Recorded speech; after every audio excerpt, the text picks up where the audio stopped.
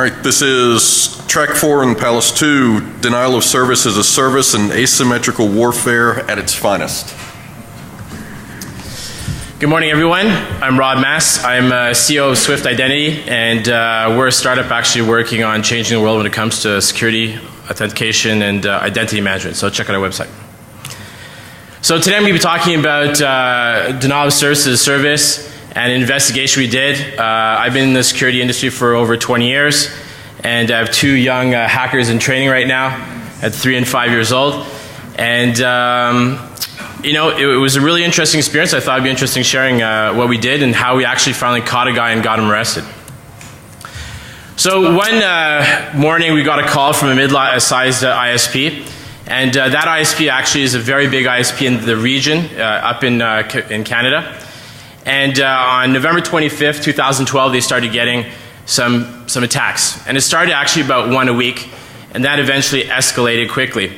And what's interesting about that is that when you're an ISP out in these more regional areas, you do everything there. So just to give you an idea, 911 went down. Don't ask me what 911 was doing on the internet.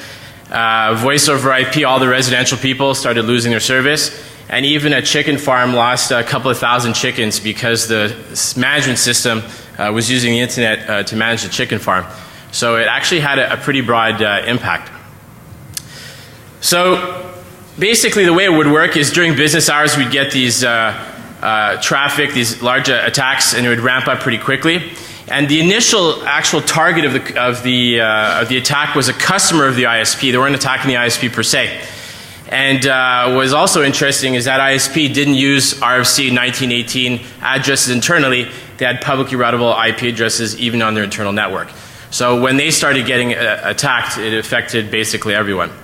So everything would go down, and I remember these conference calls we'd have when the attacks started happening, and I'd be calling in over a normal phone, and the employees of the company would start dropping calls because their voice over IP would go down as they were being attacked. So that was kind of funny in a not so funny way. So where do you start? So they called me and said, Rob, we need you to help us. We hear you know what you do when it comes to this. I said, let's take a look at the logs. And the logs of the attack itself, I mean, they're open DNS resolvers. The Cloudflare guy talked about it today. So this is, the IPs almost were absolutely meaningless. So I concentrated on, an hour before the attack, did we see anything specific, probing specific ports, and there's nothing useful. And the only thing I really had to work with is one potential suspect. So this guy used to be a network admin, and he used to work for a company called Concepta. This is all public information. It's been in the news in Canada. And this guy actually left to start a company. And his company, oddly enough, specialized in DDoS protection. So, using some open source intelligence, we took a look at LinkedIn, Facebook, Whois, Googled a few things to see what we can find. So the first thing we found was, and it's small for you, I apologize in advance, but in his LinkedIn, it says his technical background, where he worked and stuff, so get a bit of a background on him. And then, so what we did was we started searching for Concepta on Google to see what would turn up, and a lot of usernames were popping up on hacker forums. So the other thing that was interesting is in Canada, in the section or the region I live, it's English and French. And when a French person writes in English, it's pretty evident. So when the guy would ask questions on these hack forums, the English was so bad, I was like, this guy has to be a French Canadian. And also, the guy signed up in November asking DDoS questions, which was the same day the attack started. So the other thing that was interesting is on his Facebook, he liked a DDoS service called Demolition Stressor. So this guy was starting to look good. And he's saying, hey, I need to, I want to attack a small website. I don't have LOIC or, it's not enough in terms of what I have. I can pay for this without any problem. Please, if you have a nice botnet, contact me, user Concepta. So, that was kind of interesting. And then on another hack forum, people are saying, hey, we're giving out DDoS and booter services. And that guy's like, yeah, I'll take a free account. Okay, that was good. And then, he's helping people on how to DDoS other websites. So a very friendly, helpful guy. And eventually, you know, someone says, here's a booter, and he's like, thanks, give it to me, very appreciative. So we had a lot of good stuff going. And then on his Facebook page, as we mentioned before, he had a like at the bottom, which happened to be in November 2012, of a website called Demolition Stressor. And at that time, I didn't know what a stressor was. I mean, I knew about DDoS attacks and stuff, but I didn't know that stressor was the operative word in the community. So I was like, oh, demolition stressor, that's kind of interesting. So what can we find? Well, based on the date on his Facebook page, there's at the bottom this link, and when you clicked on it, it would actually go to a website called RageBooter. And I believe Brian Krebs talked a bit about this whole community in his blog, so there's really a lot of interesting things about the stressor and booter community. And so now we knew, well, RageBooter, the guy likes RageBooter, maybe we have enough information. So we call local police, because that's how it starts, and we say, hey, you know, we think we're being attacked. So then, you know, the police officer takes the call. He's like, well, what do you mean you're attacked? Like someone hit you with a baseball bat? And I'm like, no, it's with a computer. And he goes, someone hit you with a computer? No. It's like, I have to kind of, you know, explain it. Now, that being said, you know, it's a local state law enforcement guy, super nice guy, or provincial for us in Canada, super nice guy, sympathetic. He's like, look, I need more stuff. And he's like, can you give me logs? So like, I can give you terabytes of logs, but you know, there's not much that's going to help you. So we didn't have enough meat, and we were on our own. They wouldn't even go to a prosecutor. So we needed more information, and the only lead I had now was this guy and this website called RageBooter. So then I started investigating the world as DDoS as a service, and as an entrepreneur and business guy, I found a really fascinating business model. You know, a lot of people have been victims, and how do you track this down? So what I did was I went to RageBooter and I signed up, and I got a $200 lifetime membership, which was awesome. And when I first got it, I need to test it, of course. So how do you test it? Well, you test it on your friends that run websites.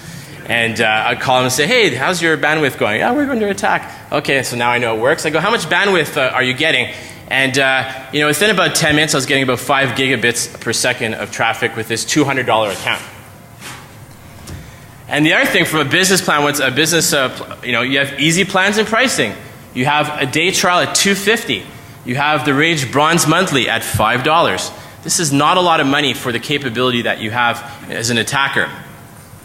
So I got the Bronze Lifetime for, no, actually it was a $200 one, it's not there. So the other thing also is there's an easy to use GUI. You can do layer 4 attacks, layer 7 attacks, layer 3 attacks, anything you want is there. So everyone remember Mafia Boy? This is, you know, this is a fancier version that anyone can use, and you know, anyone could be an attacker with that $50 plan or a $200 plan. Very powerful stuff.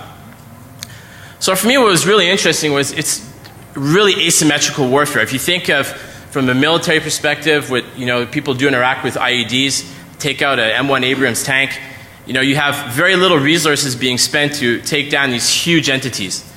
So 99% of my customers, I'm talking billion-dollar businesses, could be affected by some of these attacks that are not already on these DDoS protection servers. And even RageBooter itself was protected by Cloudflare. So I thought that was interesting too, because as soon as you go to a RageBooter, it says protected by Cloudflare. So that's obviously no negative comment towards Cloudflare, it's just an observation. And you know, what happens when you get 10 gigs of traffic? Even if you have, you know, it doesn't defy the laws of physics. If you have a pipe being filled up, there's nothing you can do about it. So, how do we think out of the box on this one? I was pretty much stuck. I knew RageBooter I had a feeling RageBooter was being used.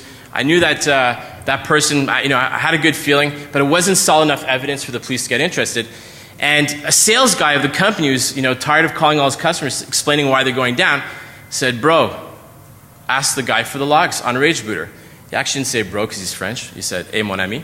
But, you know, he's like, can you get the logs from this guy? I'm like, why would the guy from RageBooter give me the logs? Like, you know, it doesn't make sense, but you know what? I have absolutely nothing to lose. Why not? So, you go on the website. They have a great customer service plan. You click on add them onto your Skype contact. And basically what I did was I said, hey, can I buy the log of RageBooter? And the guy goes, you can't do that. We don't have any logs or whatever. And I said, look, your system is being used to attack someone that's having very strong impacts on a community, okay? I don't care. I don't want to necessarily I'm not going to call the cops on you or anything. I just need to have access because I need to stop it. That's like my main concern. I'm not a police officer. I'm just a consultant trying to get a job done. It's not going to go to court. I'm not going after you. What can you do? So he goes, look, I can't give you the logs, but let me check to see if our service is being used to attack you. It's like, yeah, I'll take what I can get. Sounds good. So he goes, yeah, like there's an attack now, and our site's being used. And by accident, he copy-pasted the log into the Skype chat. So I was like, so what happened was I'm typing, and then I see IPs and names and stuff, and then it says this message has been removed in like seconds, and the username that appeared in that chat log for a split second was Concepta. So I was like, oh my God, what am I going to do? Like how do I, get this information? So on another screen, I'm like Googling Skype chat. What do I do? Like, is it saved somewhere? Is there a text? And I basically wrote at the bottom, like right below that yellow line, I said, dude, I saw the IPs, just give them to me. He wouldn't give them to me. So now I'm like, I know I have enough, but I need the solid evidence to go to the police. So now what happens is, I saw the destination, username, tag variables. Unfortunately, I don't have photographic memory. And I Googled dump OSX memory. Maybe it's live in memory. And I found this software called OSXPmem. I need to buy that guy a beer or a bottle of wine. And I ran it against my memory live, and it dumped out everything like a 4 gig file. So I ran strings on the file, and what did I find? I found all the information I needed. I saw Concepta 2, I saw the IP address, I saw the command that was used, the date and time it was used. So now I had the information I was really looking for. So now we have enough evidence. We know that the suspect is an ex-employee of Concepta who has already previously admitted to other employees where he used to work that he used to control botnets. We also know that he started a company that specialized in DDoS protection. He also did a like on Facebook of RageBooter, or Demolition Stressor. And from the logs we got on RageBooter, we have, I think, what's good enough to go see the police. The thing is, even then, they're still a bit hesitant. So we looked at taking another strategy, which is a civil strategy. And a lot of people don't know this, but in the civil world, you can actually get an equivalent of a search warrant called an Anton pillar. So you go to the judge, you say, I want to be, and it's usually mostly used in intellectual property cases when you're trying to go to a company to seize their information to see if they copied your IP. So we went to a judge, we said, look, we suspect this company that is doing anti-DDoS protection is actually behind DDoS attacks, and we want to go there, seize the servers, do an analysis, and see what's going on. So these are very tough, but amazingly the lawyer convinced the judge to get it. We granted orders to search the house, and he said, you know what? Go on a Sunday. So off we went. Minus 20 Celsius, minus 4 that morning. It was very cold. And it's about an hour and a half away. And you were about 15 people to show up at the guy's house. You have the police, you have the bailiffs, you have computer forensic experts, you have the lawyers. You have to have 3 lawyers. You have to have an impartial lawyer. His lawyer eventually shows up, and the lawyer of the customer. Lots of lawyers, very expensive by the hour. And I was there. So we show up, the guy lets us in, and there's something wrong. It really, I was like, there's something wrong here. The guy knew we were coming. So how did he know that we were coming? Because when I got in, I didn't see a guy stressed out at all. He was just there, yeah, no problem, here's my server, here's all my passwords. His wife looked pissed, but she wasn't too stressed out. And I was like, here, go for it. So I set the expectation around with the customer. This guy probably wiped everything, so I don't know if we're going to find anything. And he was smiling the whole way. We went through terabytes of data, spent the day there, copied everything, and then brought it back. Now, once we did that, we started getting word that the Crown prosecutor was interested. That if we got the judge to approve the Anton pillar, now maybe law enforcement and the prosecutor could take it more seriously. So the suspect actually tried to quash the Anton pillar, saying that it wasn't allowed. The judge threw it out, and then we took the drives and we gave a copy to the prosecutor. So now we were doing our analysis, and the provincial police was doing the analysis as well.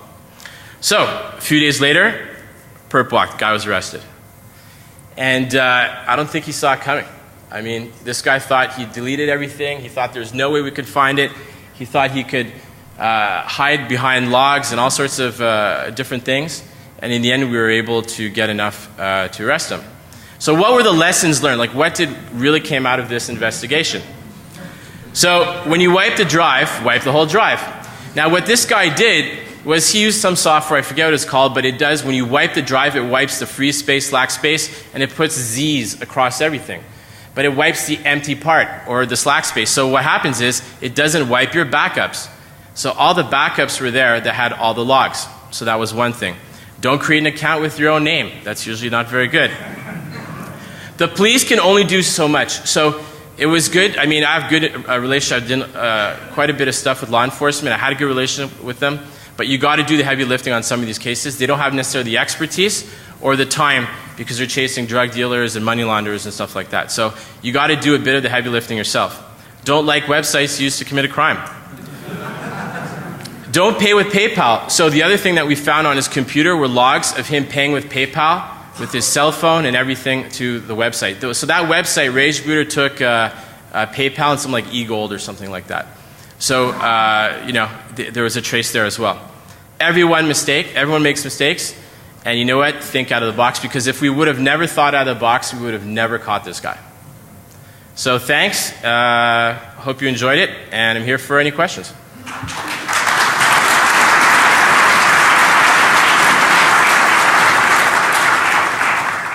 So today I'm going to be talking about denial of service as a service and an investigation we did. I've been in the security industry for over 20 years, and I have two young hackers in training right now at 3 and 5 years old. And you know, it was a really interesting experience. I thought it'd be interesting sharing what we did and how we actually finally caught a guy and got him arrested. The chicken farm. So it actually had a pretty broad impact. So basically, the way it would work is during business hours, we'd get these traffic, these large attacks, and it would ramp up pretty quickly. And the initial actual target of the attack was a customer of the ISP. They weren't attacking the ISP per se. So one morning, we got a call from a mid-sized ISP, and that ISP actually is a very big ISP in the region, up in Canada. And on November 25th, 2012, they started getting some attacks. And it started actually about one a week, and that eventually escalated quickly. And what's interesting about that is that when you're an ISP out in these more regional areas, you do everything there. So just to give you an idea, 911 went down. Don't ask me what 911 was doing on the internet. Voice over IP, all the residential people started losing their service. And even a chicken farm lost a couple of thousand chickens because the management system was using the internet to manage it. All right, this is Track 4 in Palace 2, Denial of Service as a Service and Asymmetrical Warfare at its finest. Good morning, everyone. I'm Rob Masse. I'm CEO of Swift Identity, and we're a startup actually working on changing the world when it comes to security, authentication, and identity management. So check out our website.